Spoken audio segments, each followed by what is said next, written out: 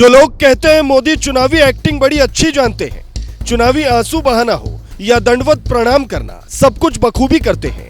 वो शायद ये नहीं जानते कि मोदी कितने रियल नेता हैं, जिन्हें मोदी के तौर तरीकों से नकलीपन और बनावटीपन की बू नजर आती है। उन्हें यह तस्वीर एक दो नहीं बल्कि 33 बार देखनी चाहिए।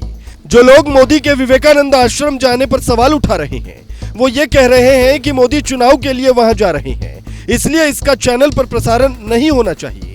तो उन्हें एक तस्वीर जरूर देखनी चाहिए, क्योंकि यह तस्वीर 33 साल पुरानी है। ये जो तस्वीर आप देख रहे हैं, ये साल 1991 की है। तस्वीर में बीजेपी के तत्कालीन बीजेपी अध्यक्ष मुरली मनोहर जोशी और नरेंद्र मोदी नजर आ रहे हैं। दिसंबर 1991 में कन्याकुमारी से जब एकता यात्रा की शुरुआत की गई थी, उस वक्त नरेंद्र मोदी भारतीय जनता पार्टी के एक सामान्य कार्यकर्ता थे। लेकिन इस तस्वीर ने नरेंद्र मोदी को ऐसी प्रसिद्धि दिलाई कि पूरा गुजरात और पूरी पार्टी ये समझ गया कि ये नेता आगे चलकर पार्टी के लिए बहुत कुछ कर सकता है। ये वो दौर था जब बीजेपी के पास कई बड़े चेहरे थे, लेकिन वो एकता यात्रा के जरिए भारत को एकजुट करने की कोशिश में लगी थी। इसके लिए नरेंद्र मोदी तमिलनाडु और अन्य राज्यों की प्रतीकात्मक रूप से मिट्टी लेकर आए थे।